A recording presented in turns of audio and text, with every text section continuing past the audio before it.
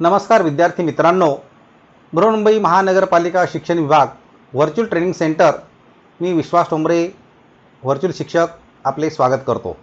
विद्यार्थी मित्रांनो, आज आपण सर्वजण शाळेत नसलो तरी घरात राहून ऑनलाईन लर्निंगच्या माध्यमातून शिक्षण घेत आहोत।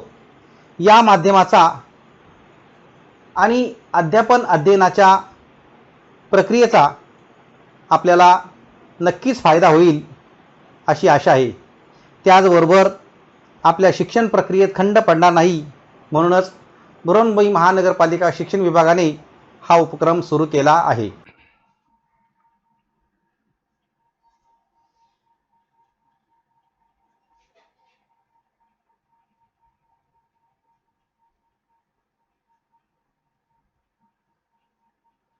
इयत्ता 5वी आपला विषय आहे परिसर अभ्यास 2 म्हणजेच इतिहास।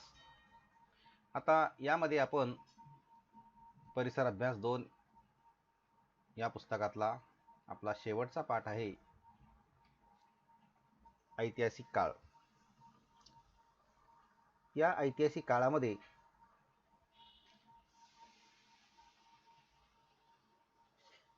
चार घटकांचा आपण विचार करणार आहोत।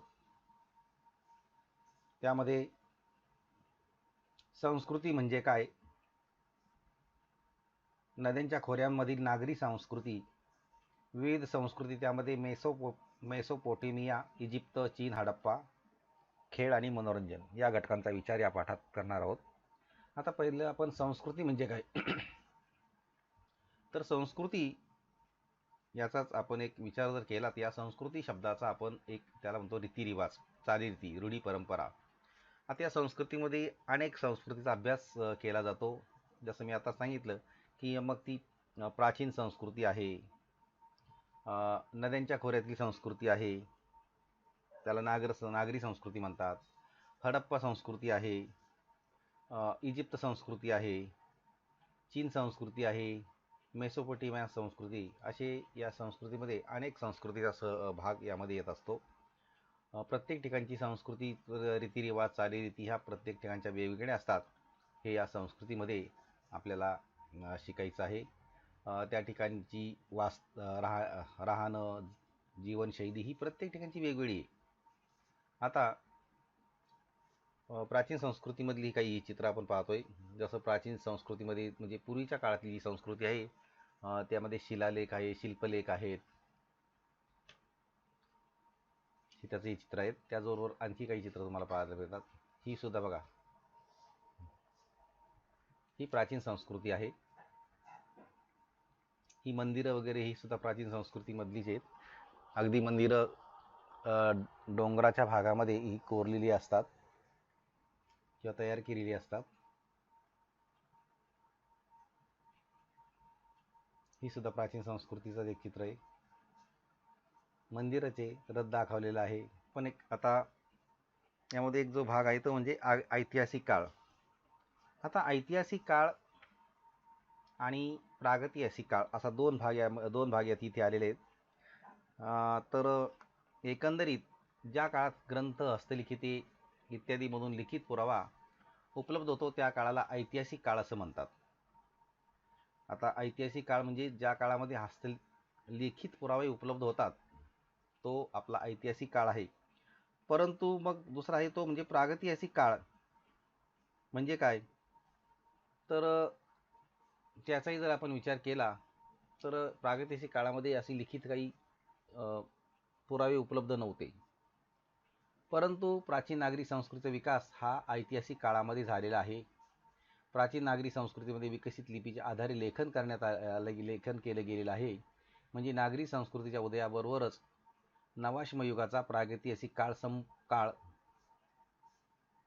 संपला आणि तिथून पुढे ऐतिहासिक काळ हा सुरू झालेला आहे। म्हणजे एकंदरीत ज्यावेळेला नागरी संस्कृतीचा उदय होत होता त्यावेळेला या नवाश्म युगाचा जो प्रागैतिहासिक काळ होता तो संपला होता आणि तो संपूनच तिथून ऐतिहासिक काळ सुरू झाला असं सांगण्यात आलेले। म्हणजे एकंदरीत तिथून अगोदर प्रागैतिहासिक काळ संपला आणि तिथून ऐतिहासिक काळ सुरू झाला। याचा अर्थ काय झाला की प्रागैतिहासिक काळामध्ये लिखित पुरावे उपलब्ध नव्हते, परंतु ऐतिहासिक काळ जेव्हा सुरू झाला तेव्हा लिखित पुरावे उपलब्ध झालेले आहेत आणि तिथून तो काळ सुरू झाला असं सांगण्यात आले. त्याचबरोबर या संस्कृतीच्या संदर्भामध्ये आणखी काही सांगता येईल का? तर संस्कृतीच्या संदर्भामध्ये मानव आणि इतर जे प्राणी आहेत त्यांच्या ज्या काही गरजा आहेत त्या गरजा भागवण्यासाठी शेवटी त्यांना सभोवतालचा परिसर म्हणजेच निसर्ग यावर अवलंबून राहावं लागतं. परंतु त्यांच्या ज्या काही गरजा आहेत त्या गरजा भागवण्यासाठी मानव आणि इतर प्राणी जरी निसर्गाचा आधार घेत असतील तरी त्यामध्ये मात्र प्राणी जे आहेत हे प्राणी आणि मानव यांच्यामध्ये एक वेगळेपण आहे. आता ते वेगळेपण काय आहे? तर प्राणी हा निसर्गामधून जे आहे ते त्यावर आपली गरज भागवत असतो. प्राणी कोणत्याही ठिकाणी काही बदल करू शकत नाही. परंतु मानवाच्या संदर्भात सांगायचं झालं तर मानव मात्र आपल्याला हवा तो बदल तो करू शकतो. जसं यामध्ये एक उदाहरण आहे ते म्हणजे अस्वलाचं. आता अस्वल कुठे राहतात? गुहेत राहतात. आणखी इतर प्राणीसुद्धा आपण त्यांचा जरी विचार केला तर ते गुहेत राहतात. जसं हिंस्र प्राणी असतील, वाघ, सिंह हे अशा प्रकारचे ही इतरही जे प्राणी आहेत ते सुद्धा गुहेमध्येच राहतात. परंतु आणखी एक याच्यामध्ये सांगितलं की माकड कुठे राहतं? झाडावर राहतं. परंतु त्या ठिकाणी माणूस जर विचार केला माणसाचा तर माणूस काय करतो? म्हणजे प्रत्येकजण अस्वलाचा निवारा म्हणजे त्याचं गुहा झाली, माकडाचा निवारा झाला म्हणजे त्याचं घर झाड झालं का तो झाडावर राहतं. परंतु माणूस मात्र त्याचा निवारा म्हणतो काय करतो? घर बांधतो. म्हणजे एकंदरीत तो त्या निसर्गातल्या ज्या काही वस्तू आहेत त्या वस्तूपासून तो वेगळेपण त्याचं असतं आणि त्याच्यातून तो घर तयार करतो. त्यासाठी त्याच्या परिसराचं नैसर्गिक रूप तो बदलत असतो आणि निसर्गात मिळणारे ज्या ज्या वस्तू आहेत त्या वस्तूपासून त्याचा बदल करून त्यापासून तो वेगळेपणा दाखवत असतो. म्हणजे त्याने घर तयार केलेलं असतं. त्याचबरोबर निसर्गामधून मिळणारे जे काही अन्नपदार्थ असतात नंतर प्राण्यांचं मांस हे सुद्धा तो खात असतो. परंतु अन्नपदार्थ तो इतर प्राण्यांप्रमाणे कच्चे खात नाहीत. तो ते अन्नपदार्थ काय करतो? भाजतो, नंतर शिजवतो. म्हणजेच काय एकंदरीत कच्च्या अन्नपदार्थावर तो संस्करण करत असतो. आता संस्करण म्हणजे काय? तर असे अनेक पदार्थ आहेत की जे त्याच्यावर तो संस्करण करतो. म्हणजे संस्करण याचाच अर्थ त्यावर तो त्याच्यामध्ये सुधारणा करत असतो. मग कच्चा आहे मग त्याला शिजवतो म्हणजे याचा अर्थ त्यामध्ये बदल झालेला आहे. अशा प्रकारच्या सुधारणा हा प्रत्येक ठिकाणी मानव करत असतो. आणि वस्तूच्या बाबत सुद्धा तसंच आहे. वस्तूसुद्धा जर पाहिली आपण तर जसं दगड हा एक धातू असला तर या दगडापासून सुद्धा त्याच्यावर सुद्धा त्यांनी संस्करण केलेलं आहे आणि त्यापासून विविध प्रकारची हत्यारं ही तयार केलेली आणि वस्तूसुद्धा तयार केलेली आहे. नंतर माती जर म्हटलं तर मातीपासून सुद्धा भांडी तयार केलेली आहे, विटा तयार केल्या आहे. की जसं आपण पाहिलं की मातीपासून भांडी विटा करत असताना चाकावर जेव्हा चाकाचा शोध लागला तेव्हा त्या चाकात वर भांडी तयार करण्यात आली. नंतर विटासुद्धा त्या तयार करण्यात आल्या. याचाच अर्थ निसर्गापासून जे काही मिळतं त्यामध्ये तो बदल करत असतो. आता कापूस आहे, हे कापूससुद्धा निसर्गातून मिळाला. मग कापसापासून सूत आणि सुतापासून कापड म्हणजे थोडक्यात जे निसर्गापासून मिळतं त्याचा तो उपयोग स्वतःच्या गरजेनुसार करत असतो. आता हे करण्यासाठी त्याला कौशल्यांची सुद्धा आवश्यकता असते. वस्तू प्रत्यक्ष तयार करण्यासाठी शेवटी श्रमाची गरजसुद्धा असते. आणि म्हणजे एकंदरीत कौशल्याची जेव्हा आवश्यकता असते तेव्हा हवी ती वस्तू घडवण्याआधी त्याला काय करावा लागतो? विचार करावा लागतो. आणि जेव्हा विचार केला जातो तेव्हा ती प्रत्यक्ष जेव्हा ती वस्तू करण्याची त्याची गरज निर्माण झालेली असते आणि ती वस्तू जेव्हा तो तयार करतो तेव्हा त्या ठिकाणी त्याला मेहनत करावी लागते. आणि यामध्ये एकंदरीत विचार, कौशल्य आणि श्रम यांच्या परंपरेमधूनच अनेक कलांची निर्मिती झालेली आहे असं आपल्याला सांगता येईल. या कला आणि परंपरा यांचं ज्ञान हे प्रत्येक पिढीने पुढच्या पिढीकडे सोपवलं पाहिजे आणि त्यासाठी जी काही वैचारिक देवाणघेवाण आहे, ही वैचारिक देवाणघेवाणीमधून भाषासुद्धा ही समृद्ध होत गेलेली आहे. आता इथे आपण मागेच पाहिलं की मातीपासून भांडी बनवली जातात, तर अशा प्रकारची भांडीसुद्धा बनवली जातात. कापसापासून कापड तयार केलं तर त्याचंही चित्र दाखवले जाते. हे पुन्हा मातीपासून भांडी विटाचं चित्र आहे. मग आता इथे जसं कला आणि परंपरा यांचं ज्ञान प्रत्येक पिढीने पुढच्या पिढीच्या हाती सोपवलं तर त्यातून भाषेची देवाणघेवाण होईल आणि भाषा ही समृद्ध होईल. म्हणजे ते एकंदरीत होत गेलेली आहे. म्हणजे त्यावेळेला जी काही कला आहे, कला आहे, परंपरा आहे, याचं ज्ञान प्रत्येक पिढीने पुढच्या पिढीच्या हाती सोपविले. त्यातूनच भाषेची वैचारिक देवाणघेवाण झाली आणि भाषा समृद्ध होत गेलेली आहे. तर अशा रीतीने हा एक भाग इथे आपल्यासमोर आहे. त्याचबरोबर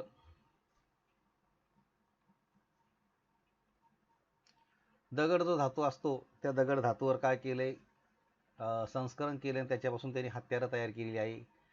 तेच मागाशी सांगितलं की मातीपासून भांडी, कापसापासून मीठ, अशा प्रकारचा एक भाग त्यांनी तयार केलेला आहे. आणि म्हणून त्यातून भाषेची देवाणघेवाण वैचारिक झाली आणि भाषा ही शेवटी समृद्ध होत गेली. विविध कौशल्य आणि परंपरा यांचं अनेक पिढ्यापासून मिळालेलं ज्ञान त्यांनी पुढच्या पिढींना दिलेलं आहे. आणि त्या ज्ञानाच्या आधारे निर्माण झालेली जीवन पद्धती म्हणजे एकंदरीत त्याला आपण संस्कृती असं म्हणतो. म्हणजे एकाने दुसऱ्याला दिलेलं ज्ञान म्हणजेच काय, संस्कृती.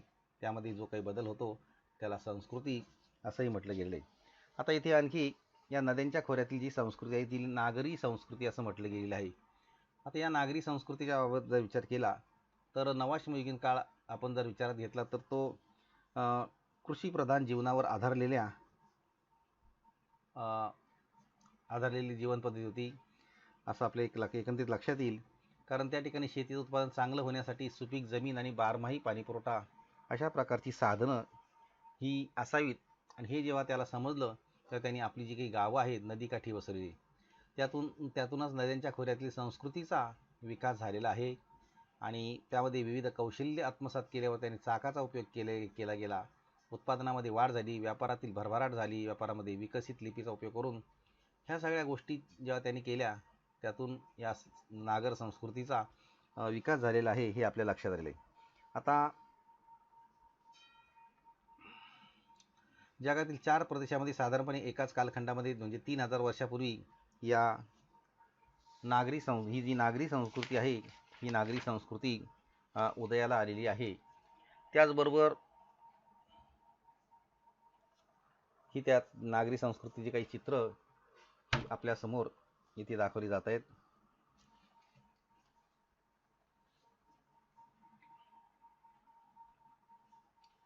वेगवेगळ्या प्रकारची घरांची रचना,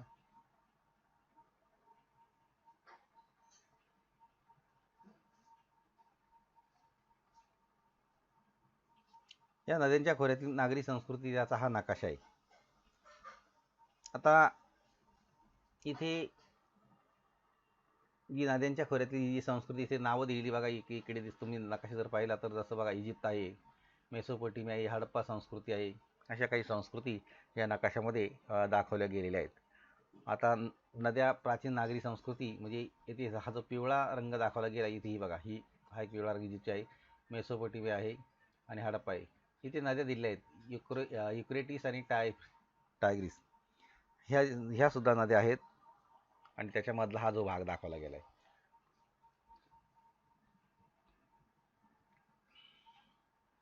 आता ही जी संस्कृती आहे विविध संस्कृतीमध्ये जसं इजिप्त आहे, चीन आहे, मेसोपोटेमिया आहे, हडप्पा आहे, या सगळ्या संस्कृतीचा आपण इथे थोडक्यात विचार करणार आहोतच.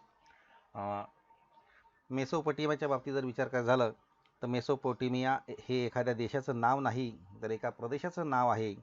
मेसोपोटेमिया याचा अर्थ 2 नद्यांच्या मधला प्रदेश म्हणजे दुआब. म्हणजे एकंदरीत प्राचीन मेसोपोटेमिया म्हणजेच टायग्रिस आणि युफ्रेटिस मी मागाशी नकाशामध्ये दाखवल्या त्या 2 नद्यामधला तो पिवळा रंगाचा जो भाग दाखवला होता त्या नद्याचा जो प्रदेश आहे.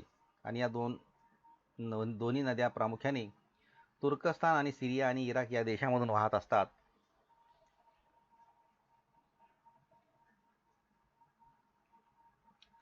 आता मेसोपोटेमियामध्ये प्राचीन नगर आहेत.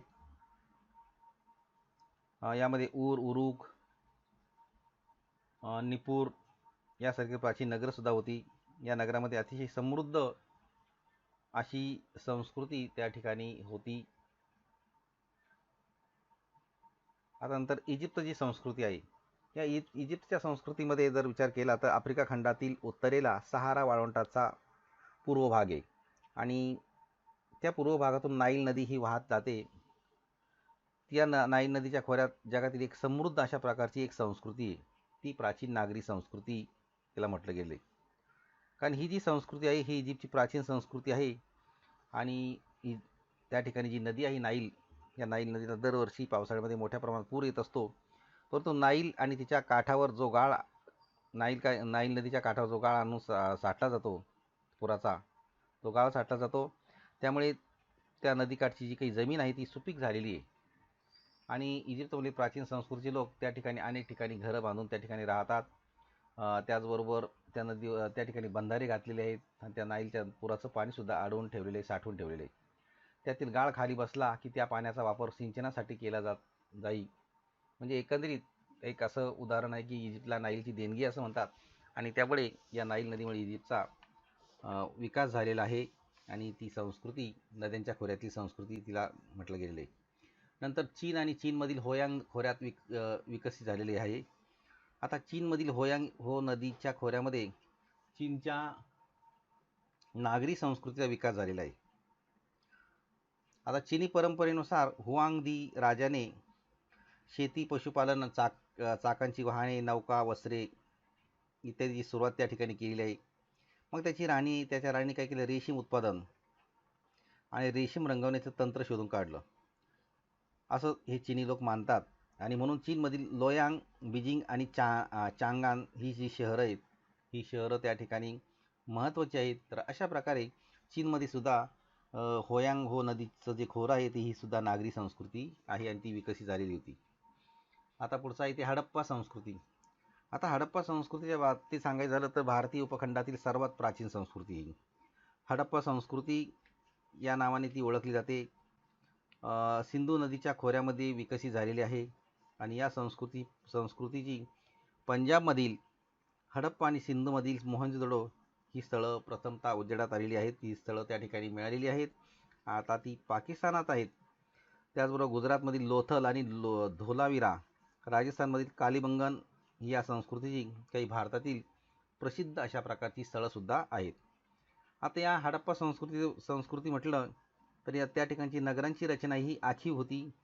एकमेकांना समांतर आणि काटकोनात छेदणाऱ्या अशा प्रकारच्या काही त्या ठिकाणी रस्ते होते. त्याचबरोबर त्या ठिकाणची घरं, त्या ठिकाणची रचना ही अतिशय चौकोनी होती. धान्याची प्रचंड अशी मोठी त्या ठिकाणी कोठारं होती, प्रशस्त घरं ही त्या नगराची वैशिष्ट्ये होती. नंतर सांडपाणी वाहून जाण्यासाठी झाकलेली गटारसुद्धा होती. घरोघरी स्नानगृहे, शौचालय अशा प्रकारची व्यवस्था होती आणि सार्वजनिक जीवन आहे त्या ठिकाणी काय आपलं आरोग्य त्याची काळजी घेणारी व्यवस्था होती. अशा प्रकारची व्यवस्था असल्यामुळे त्या ठिकाणचं जीवन हे अतिशय सुलभ होतं. खाजगी आणि सार्वजनिक विहिरी होत्या. नगराचे 2 ते 4 स्वतंत्र विभाग असत. प्रत्येक विभागाला स्वतंत्र तटबंदीसुद्धा होती. त्यानंतर मातीची आणि पक्की भाजलेली खणखणीत बांधणारी भांडी, ती हे मागाशी काही चित्र दाखवली, या हडप्पा संस्कृतीचं खास असं वैशिष्ट्य आहे. या भांड्यांचा रंग लाल असून त्यावर पिंपळपान, माशांचे खवले यासारख्या आकृतीची सुबक अशा प्रकारची नक्षीसुद्धा काढलेली असायची.